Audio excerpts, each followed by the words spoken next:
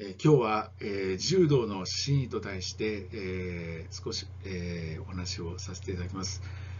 私高校に入ってからですね、柔道を始めました。体を鍛えたいという目的で始めたんですけれども、当時、柔道の顧問の先生からですね、柔道創始者の加納治五郎師範は、東京帝国大学を、優秀な成績で、出てですね、非常に学業も優秀であったというお話を聞きました。で、なぜ、東京帝国大学を出たような方がですね、柔道にのめり込んで、柔道を作られたかというのが非常に疑問に思いました。で、その疑問を持つ中でですね、今日ちょっとご紹介する加納治五郎師範が、アメリカ合衆国で、講演をされた論文を読んでですね、社会人になっても、柔道を続けていく必要があるというふうに私自身思うきっかけとなった、演説です。今日はその演説をですね、一通り読んでみたいと思います。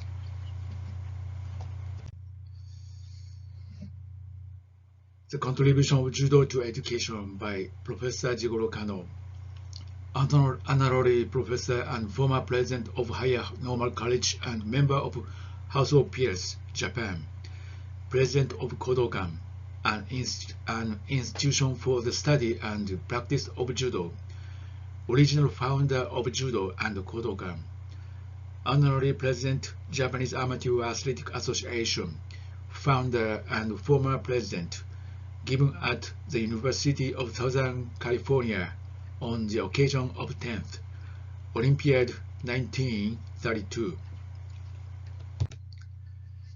The object of this lecture is to explain to you in a general way what judo is.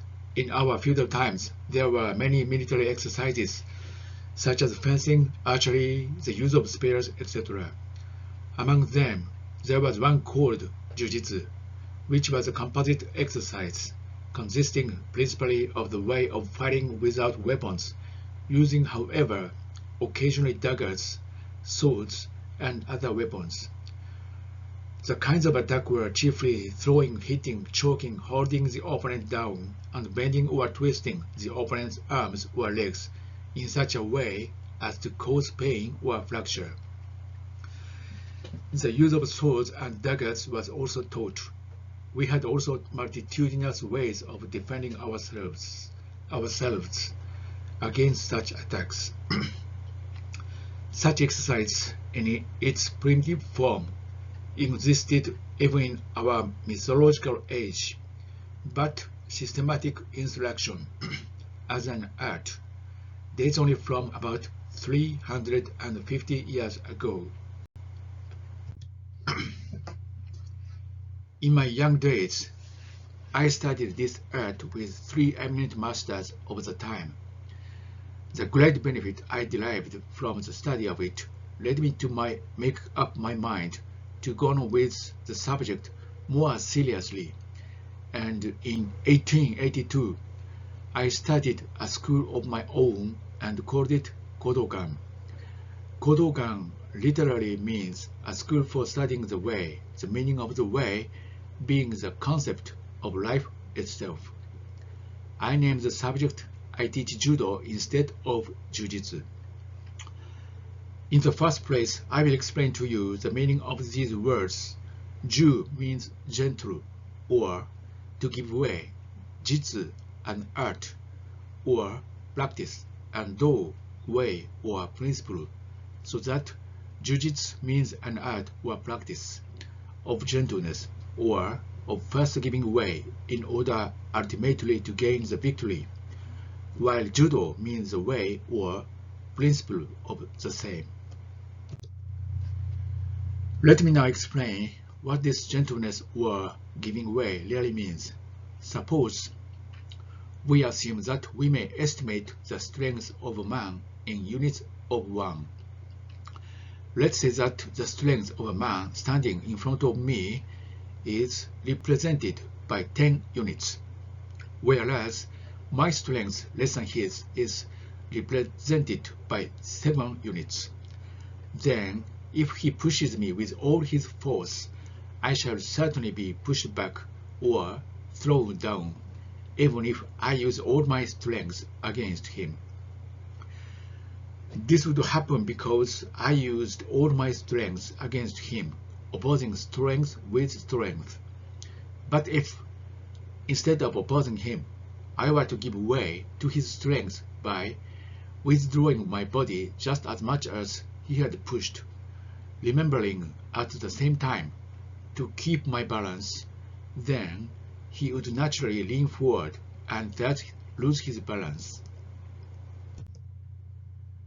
In this new position, he may have become so weak, not in actual physical strength, but because of his awkward position, as to have his strength represented for the moment by, say, only 3 units instead of his normal 10 units.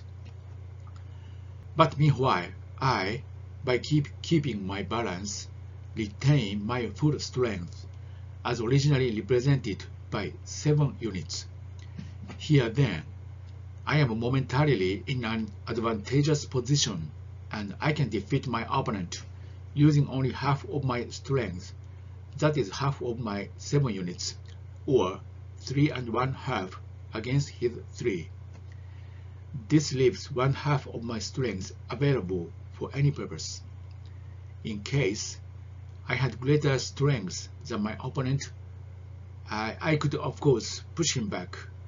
But even in this case, that is, if I had the wish to push him back and had the power to do so, it would be better first for me to have given way, because by so doing, I should have greatly economized my energy. This is one simple instance of how an opponent may be beaten by giving way. Other instances may be given. Suppose that my opponent tries to twist my body, as demonstrated by my assistant and myself, intending to cause me to fall down. So, if I were to resist him, I should surely be thrown down, because my strength to resist him is not sufficient to overcome his.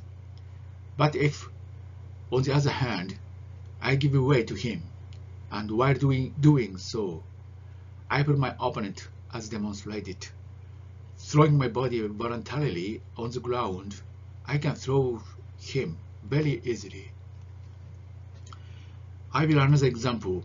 Suppose that we are walking along a mountain road with a precipice on the side, as demonstrated, and that this man had suddenly sprung upon me and tried to push me down the precipice.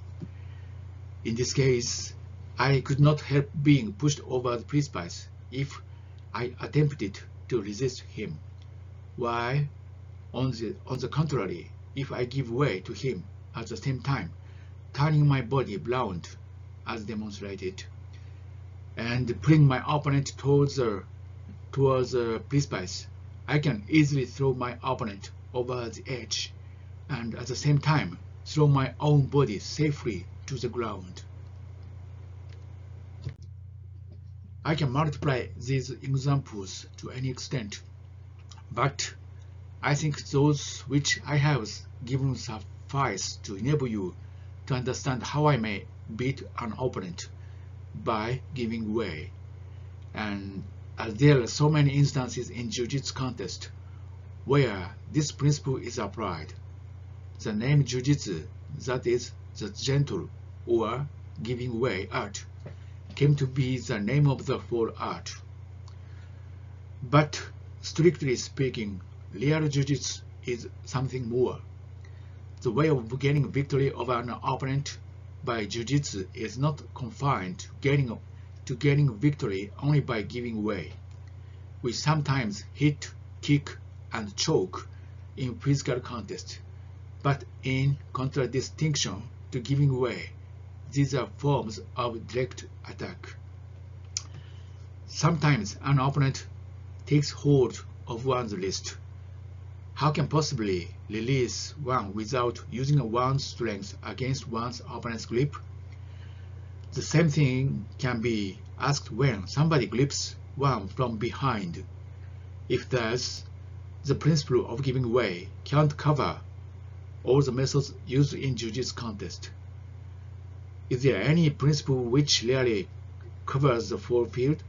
Yes, there is, and that is the principle of the maximum efficient use of mind and body, and Jiu-Jitsu is nothing but an application of this all-pervading principle in attack and defense. Can this principle be applied to other fields of human activity? Yes, this same principle can be applied to the improvement of the human body, making it strong, healthy, and useful, and so constitutes physical education. It can also be applied to the improvement of intellectual and moral power, and in this way constitutes mental and moral education. It can at the same time be applied to the improvement of diet, clothing, housing, social intercourse, and methods of business, thus constituting the study and training in living. I gave this all-pervading principle the name of Judo.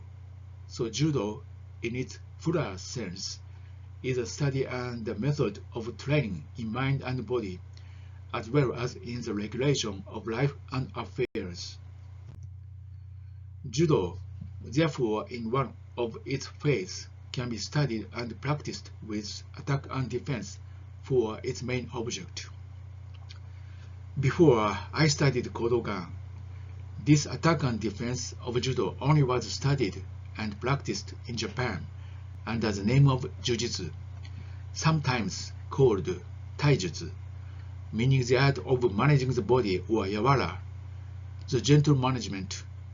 But I came to think that the study of this all-pervading principle is more important than the mere practice of Jiu-Jitsu, because the real understanding of the principle not only enables one to apply it to all phases of life, but is also of great service in the study of the art of Jiu-Jitsu itself.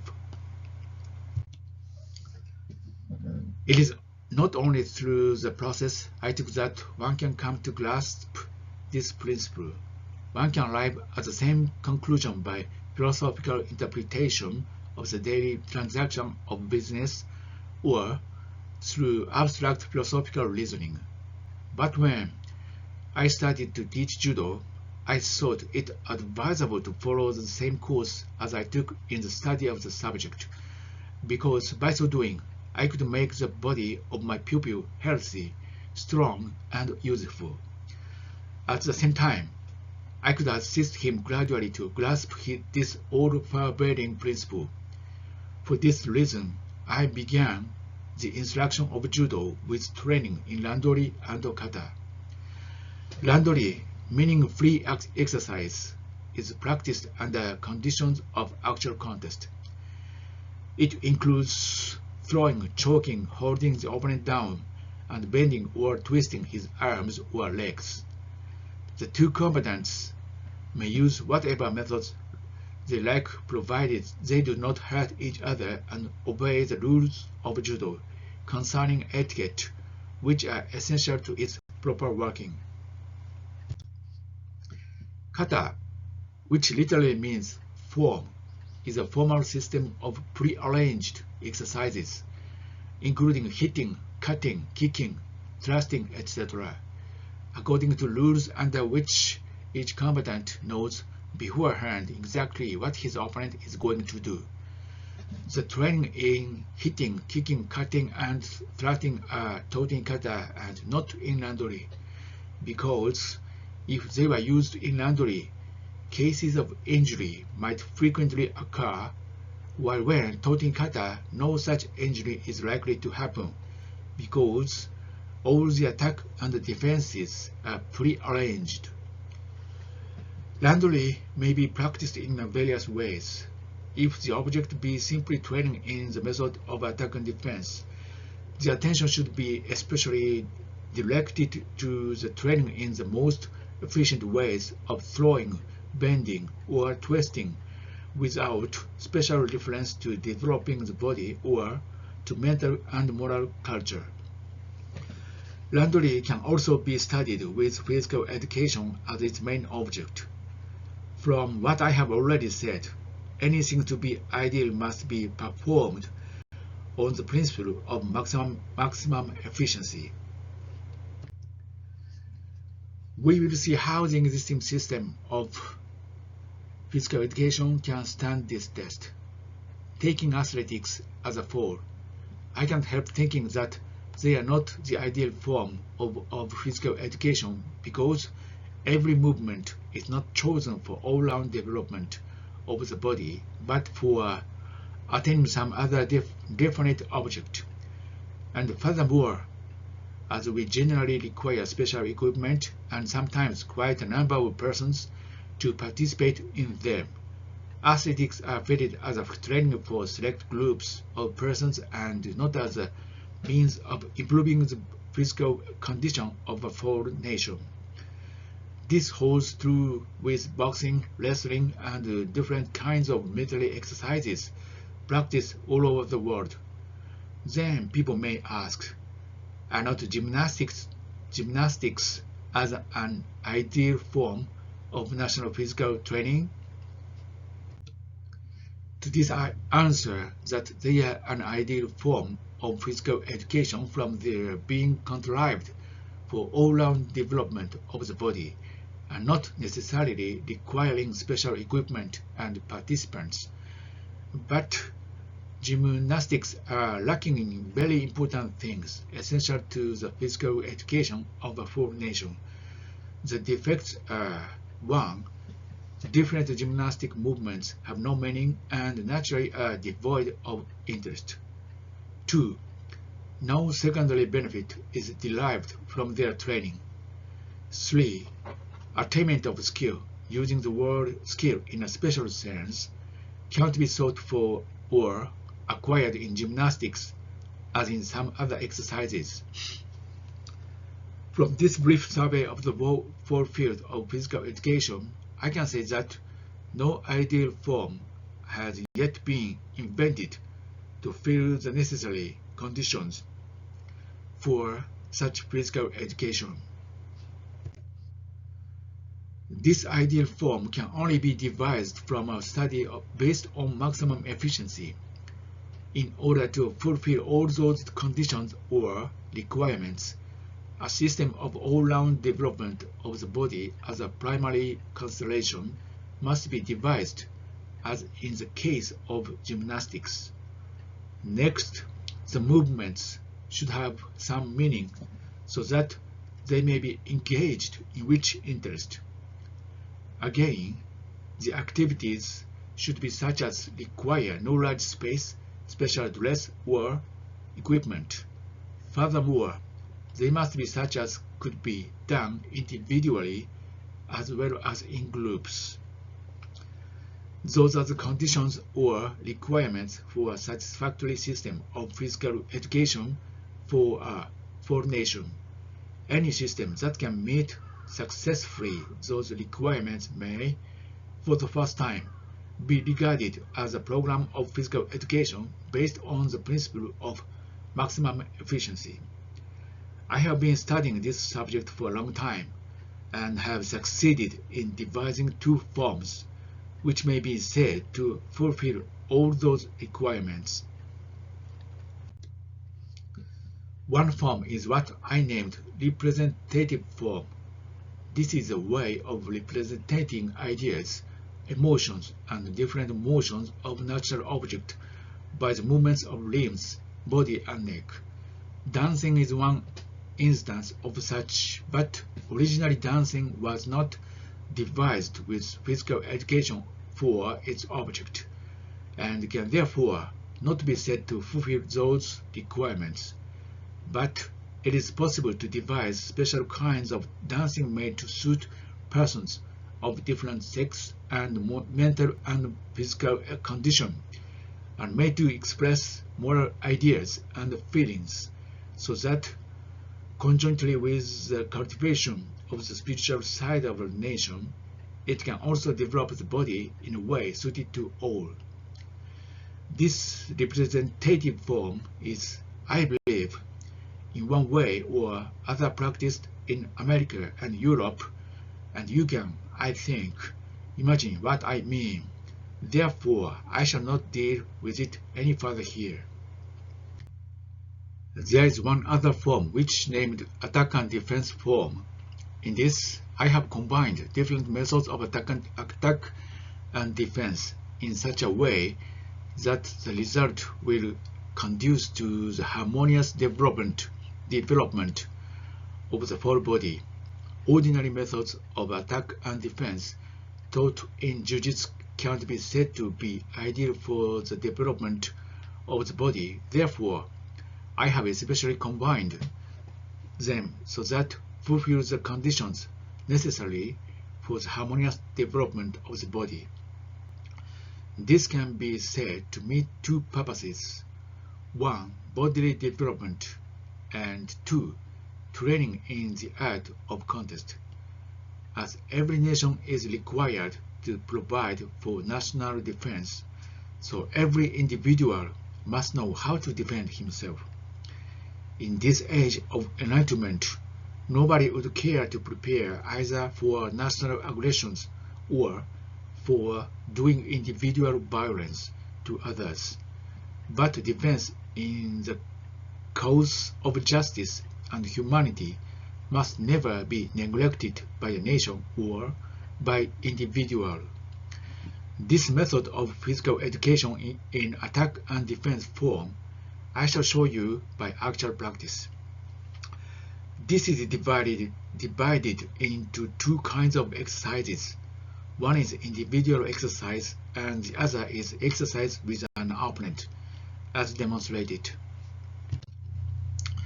From what I have explained and shown by practice, you have no doubt understood what I mean by physical education based on the principle of maximum efficiency. Also, I strongly advocate that the physical education of a full nation should be conducted on that principle. At the same time, I do not mean to lay little emphasis on athletics and various kinds of martial exercise. Also, they can't be deemed appropriate as a physical education of a full nation, yet as a culture of a group of persons, they have their special value, and I by no means wish to discourage them, especially randori in judo. One great value of randori lies in the abundance of movements it affords for physical development. Another value is that every movement has some purpose and is executed with spirit, while in ordinary gymnastic exercises, movements lack interest. The object of a systematic physical training in judo is not only to develop the body, but to enable a man or woman to have a perfect control over mind and body, and to make him or her ready to meet any emergency, whether that be a pure accident or an attack by others. Also, exercise in judo is generally conducted between two persons, both in kata and in randori, and in a room specially prepared for the purpose. Yet that is not always necessary. It can be practiced by a group or by a single person on the playground or in an ordinary room. People imagine that falling randori is attended with pain and sometimes with danger, but a brief explanation of the way one is taught to fall will enable them to understand that there is no such pain or danger. I shall now proceed to speak of the intellectual phase of judo. Mental training in judo can be done by kata as well as by randori, but more successfully by the latter. As randori is a competition between two persons, using all the resources at their command and obeying the prescribed rules of judo. Both parties must always be wide awake and be endeavoring to find out weak points of the opponent, being ready to attack whenever opportunity arose. Such an attitude of mind in devising means of attack tends to make the pupil earnest, sincere, thoughtful, courteous, and deliberate in all his dealings. At the same time, one is trained for quick decision and prompt action, because in Randori, unless one decides quickly and acts promptly, he will always lose his opportunity either in attacking or in defending. Again, in Randori, each contestant can tell what his opponent is going to do, so each must always be prepared to meet any sudden attack by the other habituated to this kind of mental attitude. He develops a high degree of mental composure, of poise. Exercise of the power of attention and observation in the gymnasium or place or training naturally develops such power, which is so useful in daily life. For devising means of defeating an opponent, the exercise of the power of imagination, of reasoning and judgment is indispensable, and such power is naturally developed in Randori. Again, as the study of Randori is the study of the relation, mental and physical, existing between two competing parties, hundreds of valuable lessons may be derived from this study, but I will content myself for the present by giving a few more examples. In Randori, we teach the pupil always to act on the fundamental principle of judo, no matter how physically inferior his opponent may seem to him, and even if he can by sheer strength easily overcome the other. If he acts against this principle, the opponent will never be convinced of his defeat, whatever brutal strength may have been used on him. It is hardly necessary to call your attention to the fact that the way to convince your opponent in an argument is not to push this or that advantage over him by it from power, from knowledge, or from wealth, but to persuade him in accordance with the inviolable rules of logic.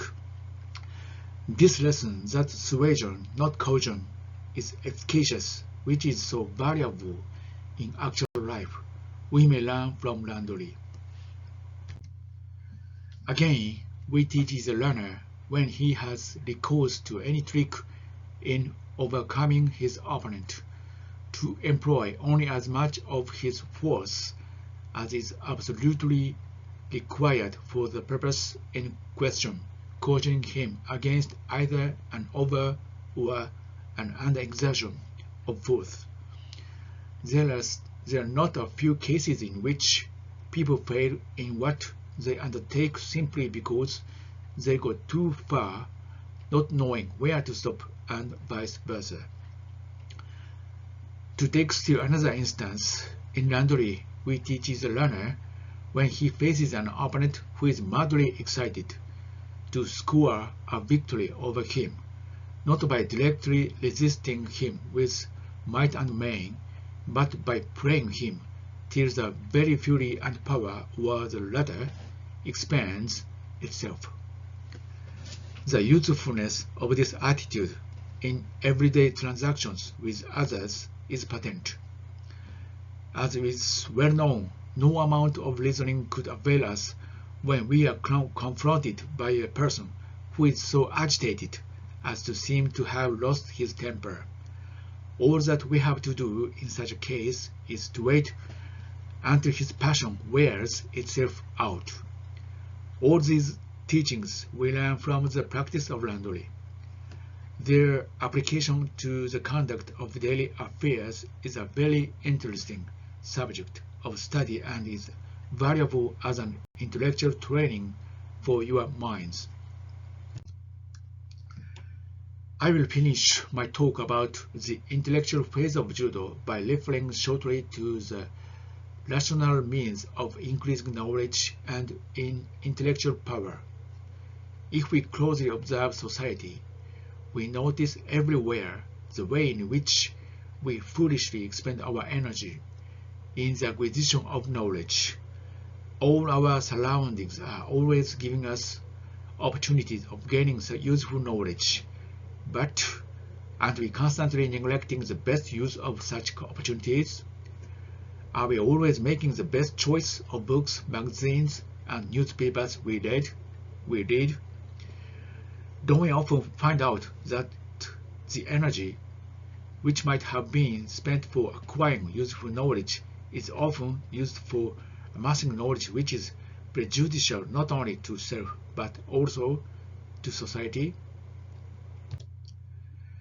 Besides the acquisition of useful knowledge, we must endeavor to improve our intellectual powers, such as memory, attention, observation, judgment, reasoning, imagination, etc. But this we should not do in a haphazard manner, but in accordance with psychological laws, so that the relation of those powers, one with the other, shall be well harmonized. It is only by faithfully following the principle of maximum efficiency, that is judo, that we can achieve the object of rationally increasing our knowledge and intellectual power. I shall now speak about the moral phase of judo. It is not my intention to speak of the moral discipline given to students in the exercise room, such as the observance of the regular rules of etiquette, courage and perseverance, kindness and respect for others, impartiality and fair play, so much emphasized in athletic sports throughout the world. The training in judo has a special moral import in Japan because judo, together with other martial exercises, was practiced by our samurai, who had a high code of honor, the spirit of which has been bequeathed to us through the teaching of the art. In this connection, I wish to explain to you how the principle of maximum efficiency helps us in prompting moral conduct. A man is sometimes very excitable and prone to anger for trivial reasons. But when one comes to consider that to be excited is an unnecessarily expenditure of energy, giving benefit to nobody, but often doing harm to him and others, it will be seen that students of judo must refrain from such conduct. A man is sometimes despondent from disappointment, is gloomy and has no courage to work. To such a man, judo comes with the advice to find out what is the best thing he can do under the existing circumstances. Paradoxical as it may seem, such a man is, to my mind, in the same position as one who is the zenith of success. In either case, there is only one course to follow.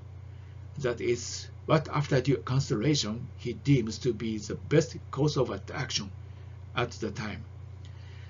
Thus the teaching of judo may be said to lead a man from the depths of disappointment and lethargy to a state of vigorous activity with a bright hope for the future. The same reasoning applies to those persons who are discontented persons, often in a sulky state of mind, and blame other people for what is their own fault and without attending to their own business. The teaching of judo will make such conduct is against the principle of maximum efficiency, and will make them realize that by the faithful pursuance of that principle, they will become more cheerful. Thus, the teaching of Judo is a variety of ways serviceable to the promotion of moral conduct. Finally, I wish to add a few words to the emotional phase of Judo. We are all aware of the pleasurable sensation given to the nerves and muscles through exercise, and we also feel pleasure at the attainment of skill in the use of our muscles, and also through the sense of superiority over others in contest. But besides these pleasures, there is that love of beauty and delight in it, derivable from assuming graceful attitudes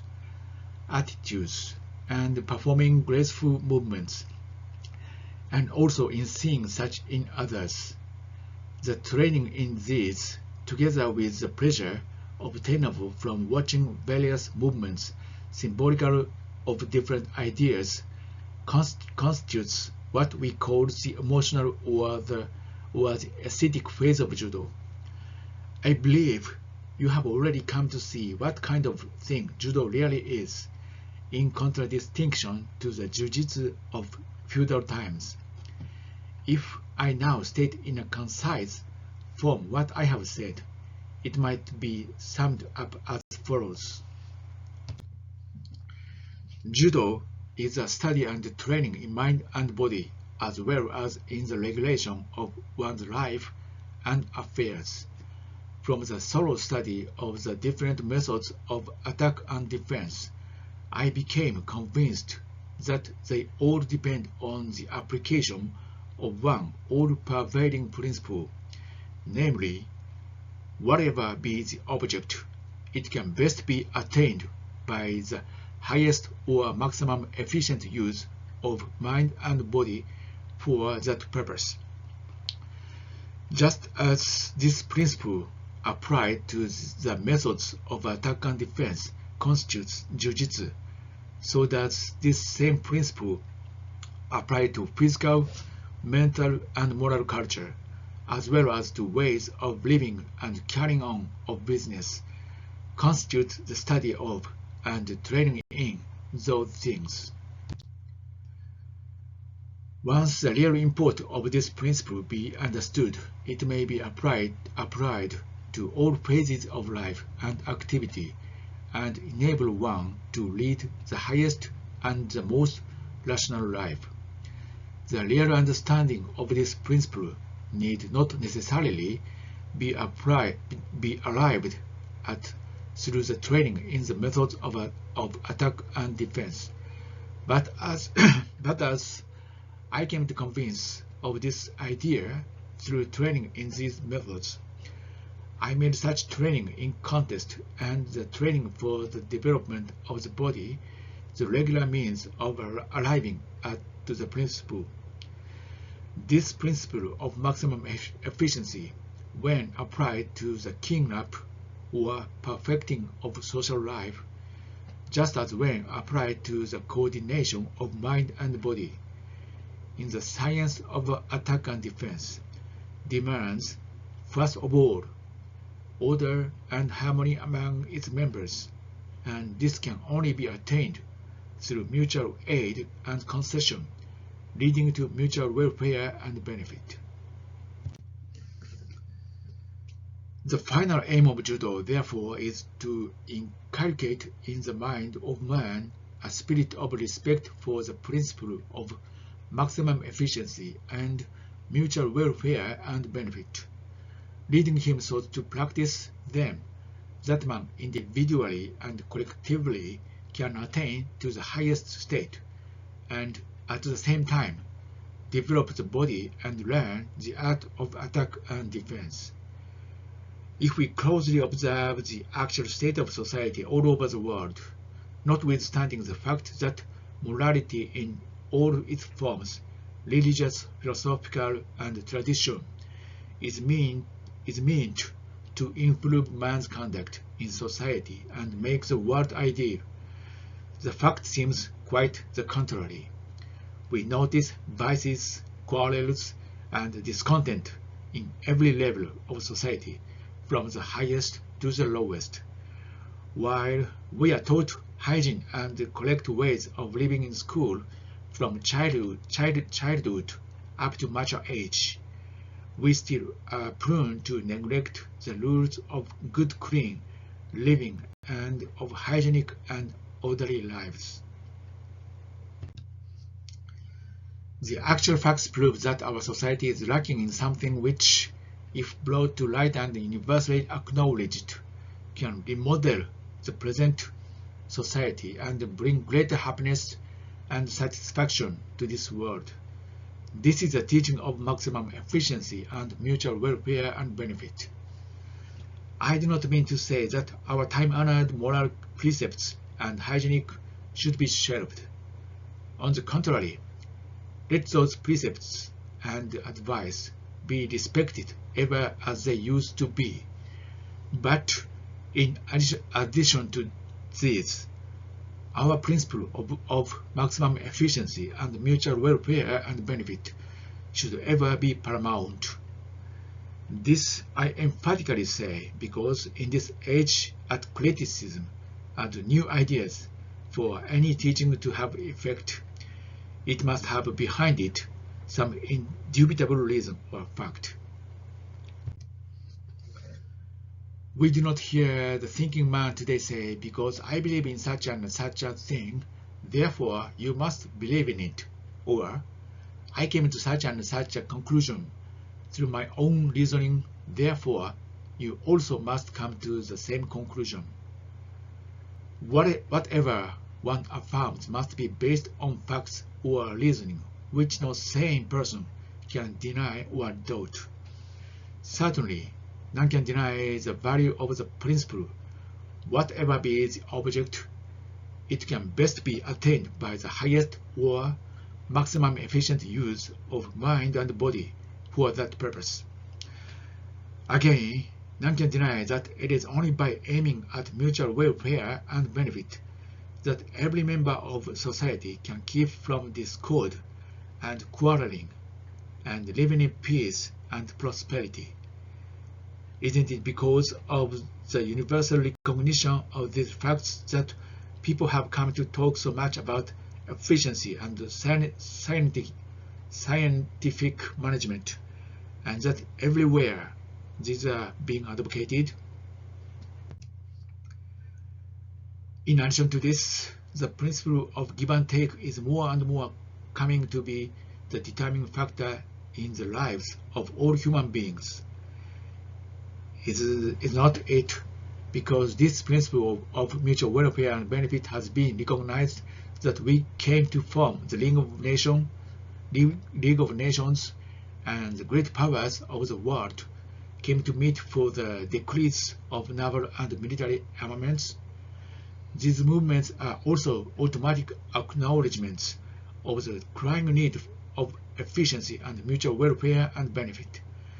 They must be fostered by the educational forces of every country in which judo should have a prominent part.